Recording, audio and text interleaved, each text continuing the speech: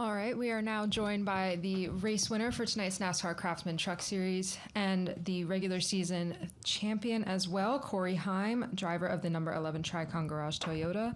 We'll go ahead and open it up to questions. If you have a question for Corey, please raise your hand and we'll get a wireless microphone to you. We'll start over with Jacob. Jacob Seelman, Raceface Digital, a couple for you, Corey. First, 98 was the dominant truck, but is this another one of those where you just stayed in it, and put yourself in position when it mattered? Yeah, to a sense. I feel like he, it's hard to say whether he would have, retained his speed, whether he wrecked or not.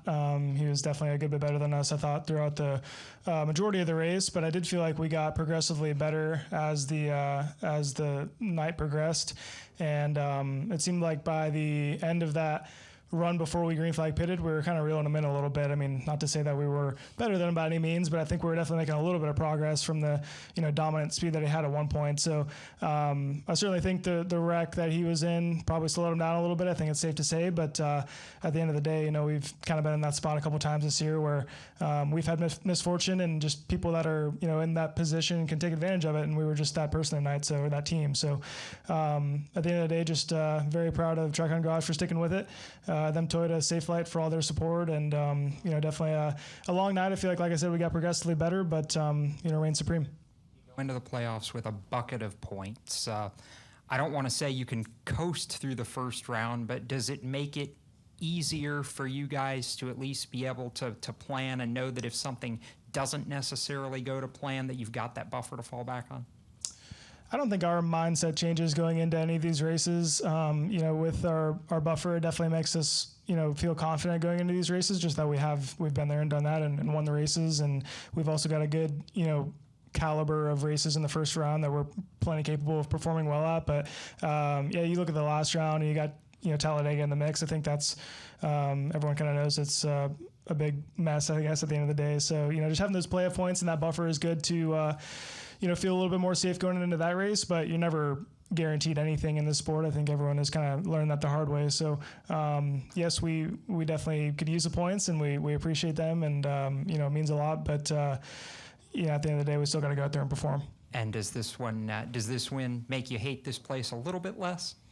Yeah, it's just I've always struggled here. I don't know what it is about this place. And we were definitely better tonight than we were last year. I feel like we were just outside the top five pretty much the whole race last year, and kind of the same in 23. And then my first time here in 22 was a big struggle. So I've never been here other than maybe with Sam Hunt last year, and actually led laps legitimately and had a contending shot to win the race. So today was definitely a lot of progress in that direction. And, the Cup car too today was, kind of teaching me a lot of what I needed to get better on, just looking at data compared to the really good guys, and sort of going that direction helped a little bit. But to answer your question, yes, I think it's, makes me hate it a little less, I guess, for lack of a better word. But had a lot of fun tonight at the end of the day, just sliding around. It's a tough track, as everyone knows, and to get a win here definitely means a lot. Chris Powell, Couch Coach Live. Congratulations on the win. Walk us through the final laps. What was going through your mind as you were closing out this race? Yeah, I really was just thinking about when the 98 was going to sort of pick it up. I feel like he struggled the first 5 laps of the run, or maybe he was just really sandbagging to save tire. I'm not really sure, but it seemed like we could drive straight by him the first 3 to 5 laps of a run, and then he would kind of break even, and then lap 10 would hit, and he would just go. So I knew that, with me and the 17 side by side, if I let him get in front of me, the 17, we were probably going to be in trouble just being in dirty air and whatnot. And once I was finally able to clear him, just, had to make pretty quick work of the 7, knowing that he had so much speed after lap 10. So it seemed like the wreck may have slowed him down a little bit. So that definitely played into why he never made that progress back. But I'd like to think that the track position and the dirty air sort of slowed that progress down as well. So a couple factors there at the end of the day. But for the most part, it's just kind of when the 98 was going to turn it on and go. So thankfully it didn't, and we got to come home with a win. Go to John in the center, and then to Bob. John Ubi, Savage Ventures. So I know you're obviously very even-keeled, but with things that have happened in past seasons to disrupt championship dreams, just between you and me, does it feel extra, satisfactory being able to put your foot on people's throats and get all of these different wins? I don't think I look at it that way.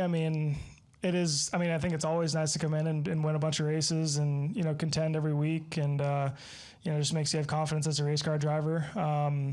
But I don't ever think, you know, after a win, you know, I don't look back on previous championship races and, you know, gloat on that and think that that's, you know, redeeming for me. I mean, at the end of the day, I'm going to go to Phoenix this year and probably have more of that mindset in the sense that I'd like to redeem myself from those last 2 races. But I think everyone knows kind of the deal at Phoenix. I mean, I could win every race this year and, you know, not bring the best stuff to Phoenix or not be myself at Phoenix, and you just don't win. So it's kind of what I signed up for. It is what it is, and that's just kind of how it is.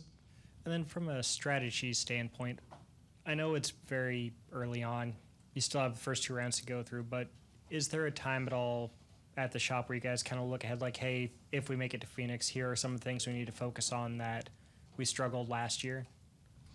In a way, yeah. I think there's just specifically looking at our short track style package. I mean, Phoenix is kind of a weird one where it's flat and you're carrying a lot of speed, like a Loudon or maybe an Iowa or something like that, but it's not quite a short track, you know. So I feel like we've been strong on those style racetracks before, but never completely dominant like maybe our intermediate program is. So looking at that package specifically and closing in on maybe why we weren't dominant or why I'm not dominant personally, and just kind of honing in on that is definitely going to be important. But we definitely always been strong at Phoenix, so I don't think it's going to take more than a tweak to get it there. It's just, you know, very fine tuning as far as how we get that.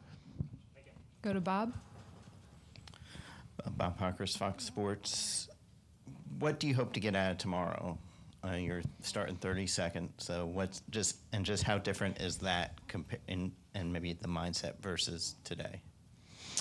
Yeah, I mean, certainly carrying a different mindset. I mean, starting from the pole at Richmond versus starting 32nd is, you know, definitely a bit different. I think, you know, you go from kind of figuring out how to lead the race to trying to figure out how to stay in the lead lap in the first stage. You know, it's a pretty big difference. But, you know, I think our speed was really good today. I think a lot of it comes down to just a lack of experience on my part for qualifying these Cup cars, getting all the speed out of them, and also just having to go out first to qualify is not ideal here for sure. So, you know, the combination of the two led me to a 32nd place starting position, but I think our speed is definitely a lot better than that. I think we were in contention to be in the top 15 or top 10. So the last 2 races, I haven't started very well either. I mean, I think it was a very slow climbing day, and I feel like, you know, I made a mistake in Nashville that took us out of it, but I think our speed was honestly top 15 to top 10 both races, and I think it's, you know, leaning that direction this time too. So just not making any mistakes and a slow claw up the field and you know, hopefully getting up there by the end of it is kind of the goal for me. Go ahead. Adam Sheik, Richmond Magazine. Corey, you spoke a little bit to, you know, kind of getting experience in the Cup car and kind of getting adjusted to that too. Is there anything specific from tonight, you know, the race being at night or something like that, that you're taking away for tomorrow? Yeah, I think specifically for this track, it's such a strange, different track. I mean, you know, we have basically no grip out there. It's very honed in on your technique and the way you approach it. It is different for sure, but I think the mindset and the technique, I guess, for lack of a better word, definitely carries over a little bit just for this racetrack itself. Once again, it's very unique, and I think just any laps definitely benefit me, especially, you know, looking at myself, I don't think I'm the greatest here by any means. So I think any extra laps are certainly beneficial for me personally. We'll go to Michael, and then we'll come back over to Holly. Michael Massey, Front Stretch. 7 wins at this point in the season is crazy. Like, you've been so dominant. But I know that, like, I don't know if you're this way, but a lot of racers focus on, like, the ones they didn't win as well. How many do you think you should have won at this point in the year, or do you not look at it that way? I mean, it's easy to look back on it. I think it's, for us, like when we went to a racetrack this year that maybe we, you know, maybe dominated or led a lot of laps at the previous year, and we go back to that track, it's like, oh, we ran really good here. Let's not tweak our package, or let's kind of bring the same sort of strategy and mindset and stuff and just hope, you know, stuff doesn't hit the fan. So, you know, it's easy to look back and say, you know, the obvious ones like Homestead, I mean, I feel like really got away from us, and maybe Martinsville, but at the end of the day, you never know. I mean, we could have had a green, white checkered, and I could have lost it like that too. So it's easy to look back and say you could have won these races, but I've had a lot of races that have personally got away from me because I've, messed up on a late race restart or something. So it's just, you never know to answer your question. And I definitely think we could add more. But this race, looking at it individually, I mean, I feel like we probably didn't deserve the win as far as raw speed went, but circumstantially we were able to win it. And it's been kind of the opposite direction for us as well this year. Go ahead, Holly. Hi, Corey. Congratulations on tonight. When you are racing and winning and doing as well as you are, does that make you feel any differently towards approaching the championship this year than maybe it has in years past? Kind of having the dominating season that you've had. Does it raise your confidence so much more, or how is that different?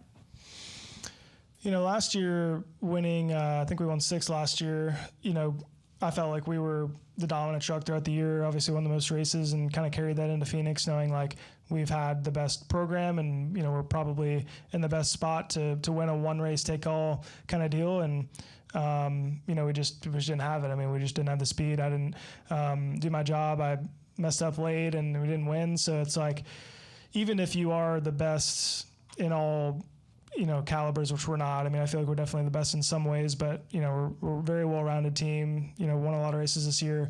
Doesn't really matter when you go to Phoenix. You have to be on your game. I mean, you've seen guys kind of sneak in and just bring a really good truck and be on their game the one time, and that's all that really matters at the end of the day. So it's the harsh reality of the sport, and, I think we're kind of just used to it by now, but at the end of the day, we just have to do our best and bring the same trucks, speed. I got to bring my same A game that I've brought to most of these races this year, and just kind of hope it all goes well at that point.